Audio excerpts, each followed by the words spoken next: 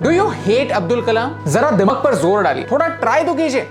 नहीं, ऑब्वियसली नहीं। इनफैक्ट हमारे देश में ऐसे गिने चुने ही लीडर्स होंगे जिन्हें हेट करना मुश्किल ही नहीं नामुमकिन है। Bharat Ratna doctor APJ Abdul Kalam, the missile man of India, Bharat के फेवरेट प्रेसिडेंट। आज 15 अक्टूबर उनका birthday. And in the next 3 minutes हम आपको उनके कुछ सक्सेसेस एंड फेलियर्स के बारे में बताने वाले हैं, जिनकी वजह से आपको ये प्रूव हो जाएगा कि उन्हें हेट करना प्रैक्टिकली इम्पॉसिबल है। तो अगर आप भी हमारी तरह इस रॉक स्टार के फैन हैं तो इस वीडियो को शेयर कीजिए। Did you no Kalam sir के लाइफ की शुरुआत फेलियर्स से हुई। उनके फादर एक बोटमैन थे, गरीब थे, लेकिन कलाम सर तो उड़ना चाहते थे। He wanted to be a fighter pilot. Yes, ये सीधा साधा दिखने वाला इंसान अंदर से फाइटर था और एक एयरफोर्स पायलट बनना चाहता था। लेकिन जब उन्होंने एग्जाम दी तो सिर्फ 8 लोग क्वालिफाई हो सकते थे और कलाम आए 9th। लेकिन ये फेलियर भारत की सक्सेस के लिए इंपॉर्टेंट था, क्योंकि अगर वो फेल नहीं होते तो इसरो कैसे ज्वाइन करते। भारत की पहली सैटेलाइट लॉन्च व्हीकल के कलाम सर डायरेक्टर थे। भारत को अग्नि और पृथ्वी जैसे मिसाइल्स उनकी ही वजह से मिले। भारत को एक न्यूक्लियर पावर बनाने वाले कलाम ही तो थे। People used to say that he used to be so busy in work कि वो क्या कपड़े पहनते थे इस पर ध्यान ही नहीं दे पाते थे। 1970s की बात है। एक दिन सतीश धवन सर ने कहा, the prime minister of India wants to meet you.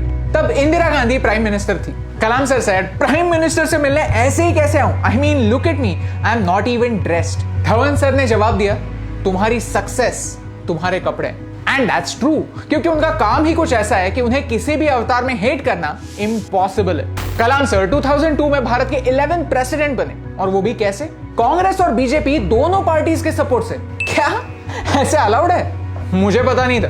Yes, Shashi Tharoor और एल.के. आडवाणी दोनों पार्टीज के लोग उन्हें एक कंप्लीट इंडियन मानते हैं। Did you know as a president उन्होंने कभी भी सैलरी नहीं ली। वो सारे पैसे उन्होंने डोनेट कर दिए भारत के विलेजेस को, ताकि वो डेवलप हो पाए। कलाम सर एक मुस्लिम थे, एक प्राउड मुस्लिम थे जो अपने रिलीजन की रिस्पेक्ट करते थे, और उसी के साथ साथ संस्कृत भी सीखते थे, भगवत गीता भी पढ़ते थे, वीणा भी बजाते थे, क्योंकि वो एक अजीब सी आइडिया में विश्वास रखते थे, सिंक्रेटिज्म। हमारे देश के अलग अलग लैंग्वेज, कल्चर, रिलीजन अलग अलग रंगों की तरह जो साथ में आकर हमारे भारत की शान बढ़ाते हैं। इंडिया को इन सिंक करने की आइडिया रखने वाले लीडर को हेट करना इम्पॉसिबल है। कलाम सर ने कभी शादी नहीं की, ना कि उनके खुद के बच्चे थे, लेकिन उन्होंने पूरे भारत के यूथ को अडॉप्ट किया था। कॉलेजेस में जाना, स्टूडेंट से इंटरेक्ट करना उनका पैशन था। उन्हें एक बार पूछा कि आपको फ्यूचर में भारत कैसे याद रखे तो आपको अच्छा लगेगा, एज अ प्रेसिडेंट, साइंटिस्ट और a teacher.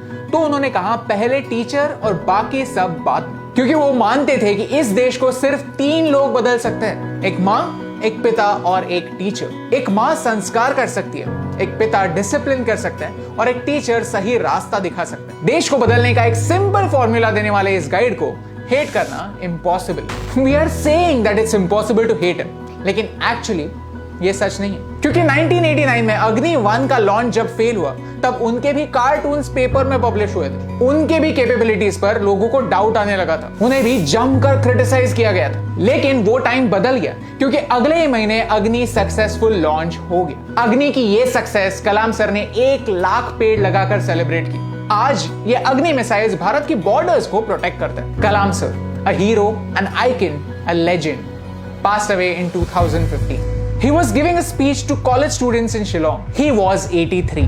He passed away doing what he loved. गरीबी से स्टार्ट करके, कितने ही फेलियर से झगड़ के, सिस्टम में रहकर सिस्टम को बदलने के सपने देखने वाला अगर कोई इंसान आखिरी दम तक इतना पॉजिटिव रह सकता है, then it's impossible to hate Mr. कलाम। जरा सोचिए, हम हमारी हिस्ट्री में 3 बार पढ़ते हैं कि भारत को कैसे तोड़ा, 2 बार पढ़ते हैं कि किन किन लोगों ने लूटा, लेकिन एक भी बार ये नहीं पढ़ते कि भारत को कैसे बनाया। कलाम सर जैसे लोग ही थे जिन्होंने भारत को एक नई identity the. Help us spread this knowledge, share this video.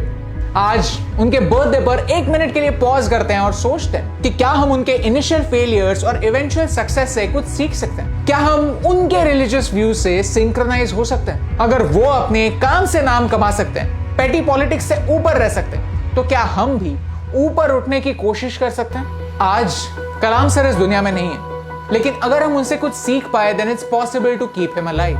Then it's possible to dream of a new India.